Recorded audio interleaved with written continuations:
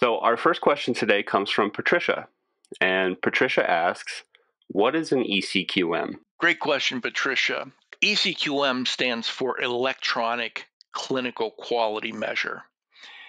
Specifications for eCQMs are exclusively electronic. There's no other way except through an electronic pathway to collect the data for or calculate the eCQMs. Specifications, in fact, are published in coding language to theoretically be automatically inserted into quality measurement software. I'm not aware that that happens very often. I think people generally tend to read them, interpret them, and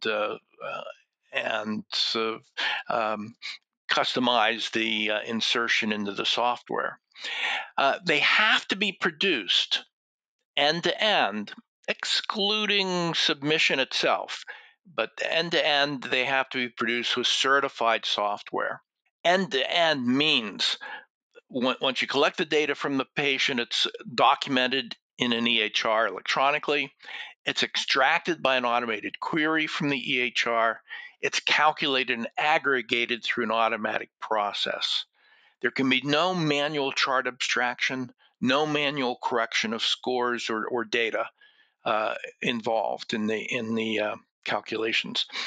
The submission can be updated to CMS by the practice, by the eCQM vendor, whether that's the HR or someone else, or by a qualified registry. Certification standards are set. That is a certification of the entities that are involved in this extraction and calculation are set by the Office of the National Coordinator of Health IT, that is ONC, and there are several independent vendors who are engaged by ONC to perform that certification and keep it current, updated. Many EHRs are certified to produce eCQM submissions, and there are a few independent vendors as well that cross EHR platforms.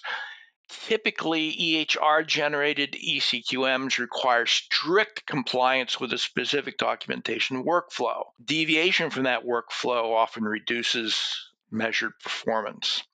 There are many HIT vendors that calculate eCQMs, and there can be multiple vendors involved in a certain getting a certain set of submissions together.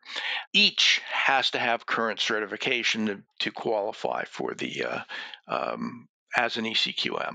In this year, this 2022 year, there are 48 eCQMs maintained for the Quality Payment Program, including the 3 that are required for APM, the APP, which is APM performance pathway, or what ACOs are now required to do, or in some fashion. There's some clarification to that I'll give in another question answer session.